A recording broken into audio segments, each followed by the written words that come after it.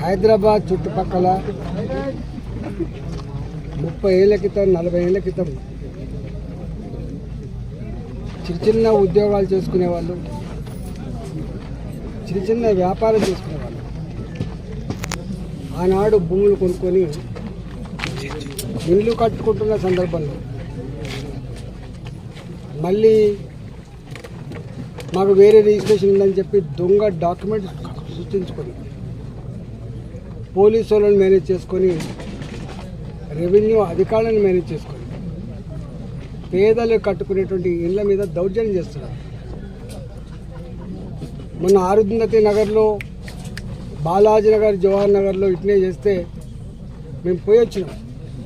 పేదల వాళ్ళు 40 గజాలు 60 గజాలలో ఇల్లు కట్టుకునేటువంటి పేదల వాళ్ళు 40,000 50,000 జమ చేసుకొని ఒక రేకుల షెడ్ వేసుకుంటే కూలగొట్టిపోతున్నారు.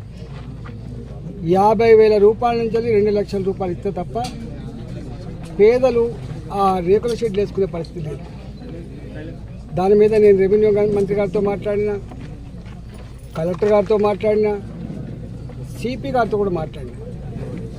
నేను 6 నెలలు అవుతుంది భారతీయ జనతా పార్టీ ఎంపీకి ఇక్కడ గెలిచి. 6 నెలల నుంచి ప్రతి నిత్యం కూల్చివేతల బాధలు తప్ప, పేదల కన్నీళ్ళు తప్ప, నా ఇండ్లు కూలగొడుతున్నారు, నా జాగలు గుంజుకుంటున్నారు, నేను కాంపౌండ్ వాళ్ళు కడితే కూడా గుండాలు బెదిరిస్తున్నారు, మా కాలనీలలో కిరాయి గుండాలు లిక్కర్ సీసాలు తెచ్చుకొని తాకుండా మా మీద దౌర్జన్యం చేస్తున్నారు. ఎటుపోతుంది సారు ఇది?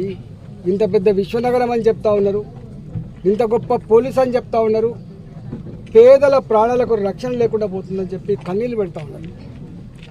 నిన్న నా దగ్గరికి ఏకశిలా నగర్ కాలనీ వాసులు వచ్చింది.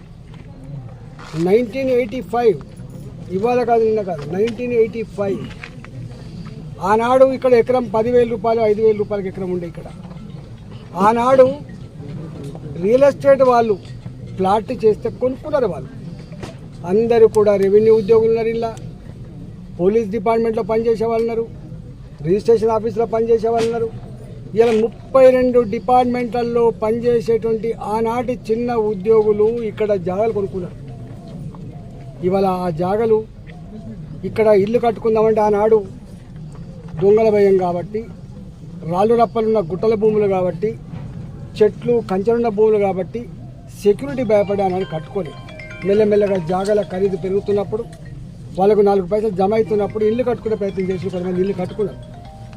ఇవాళ ఇల్లు కట్టుకునే ప్రయత్నం చేస్తున్నప్పుడు ఇక్కడ మొన్న కొత్త గవర్నమెంట్ వచ్చిన తర్వాత మొన్నటి వరకు పాలక మండలి, గ్రామ పంచాయతీ ఉన్నంత వరకు, మున్సిపాలిటీ ఉన్నంత వరకు వాళ్ళకి పర్మిషన్లు వచ్చినాయి. కానీ కొత్త ఈ గ్రామ పంచాయతీ పాలక మండలు వాళ్ళ టైం అయిపోయిన తర్వాత స్పెషల్ ఆఫీసర్ల పాలన తెచ్చి ఇక్కడ కట్టుకునేటువంటి ఇండ్లకు పర్మిషన్ ఇస్తలేరు. అంటే కంచే చేరును మేసినట్టుగా ఏ పేదలకైతే అండగా ఉండి వాళ్ళకు పర్మిషన్లు ఇచ్చి ఇల్లు కట్టుకుంటే చేయను ప్రభుత్వమే స్వయంగా ఇక్కడ ఇల్లు కట్టుకోకుండా నిషేధించింది.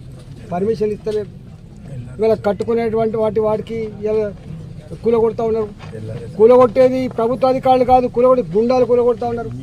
ఇవాళ గ్రామ పంచాయతీ లేఅవుట్ ఉన్నప్పుడు 2007లో ఒక చట్టం వచ్చింది. గ్రామ పంచాయతీ లేఅవుట్లు ఐసీసీ కట్టుకోవద్దు, ఎల్ఆర్ఎస్ కింద మళ్ళీ రెగ్యులైజ్ చేసుకోవాలి. పాపం రెగ్యులైజ్ కూడా చేసుకుంటున్నారు. వాళ్ళు ప్రభుత్వానికి రెగ్యులేషన్ ఫీజులు కడుతున్నారు, ప్రభుత్వానికి పర్మిషన్ ఫీజులు కడుతున్నారు, అయినా కూడా కూలగొడతా ఉన్నారు. ఇవాళ నేను వచ్చిన ఇక్కడికి ఫీల్డ్ మీద